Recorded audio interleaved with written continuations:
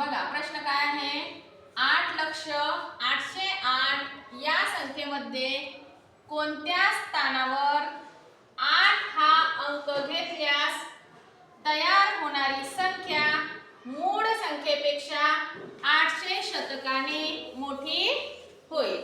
पहिल्यांदा बघा आपल्याला 8,08,08 ही संख्या लिहायची आहे.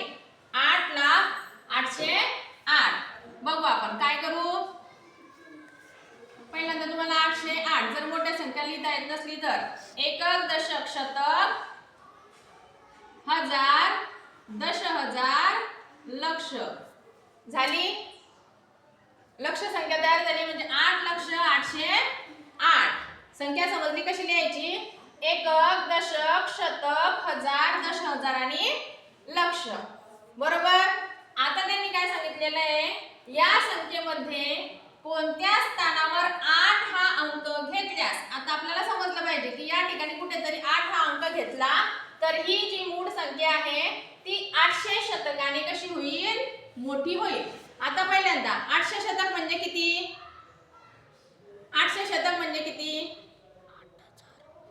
8,000. चूक किती. बघा मी सांगते 800 शतक कसे काढायचे बघू आपण. हे आहेत 800 आणि मी त्याला गुणते आपल्या 100 ने. 800 शतक. बघू आता काय येतं. हे 4 शून्य लिहिले आपण. गुणाकार माहिती आपण शून्याचा गुणाकार कसा करतो, सोपा. 8 1 8 म्हणजे किती, 80,000. म्हणजे ही जी मूळ संख्या आहे ती 80,000ने काय झाली पाहिजे, जास्त झाली पाहिजे. 800 शतक म्हणजे किती, 80,000. मग आता आपण काय करू, या मूळ संख्येमध्ये हे 80,000 आपण मिळवू, ऍड करू. बरोबर. बघा आता एककच्या खाली एकक, दशक, शतक, हजार आणि दशहजार व्यवस्थित अंकाखाली अंक 80,000 मी त्याच्यामध्ये काय करते आहे, ऍड करत आहे, मिळवत आहे. म्हणजे आपल्याला 8 हा अंक कुठे येईल ते स्थान आपल्याला समजेल. बरोबर. 800 शतक समजले कसे काढले आणि ते त्याच्यात ऍड करू. बघू सांगा.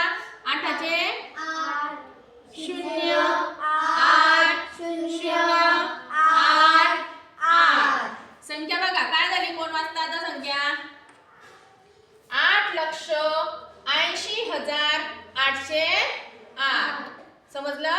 8,80,808. आता तुम्हाला समजलं 8 हा अंक कोणत्या स्थानावर आला बरं, एकक, एकक, दशक, शतक, हजार, दशहजार. कोणत्या स्थानावर आला, दशहजार.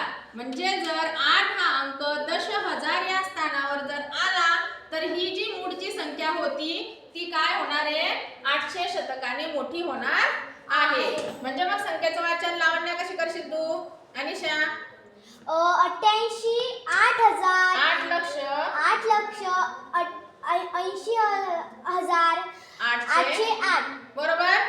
8,80,808 म्हणजे ही जी मूळ संख्या आहे ती झाली 800 शतकाने मोठी, म्हणजे 80,000ने मोठी. उदाहरण समजलं. ठीक आहे.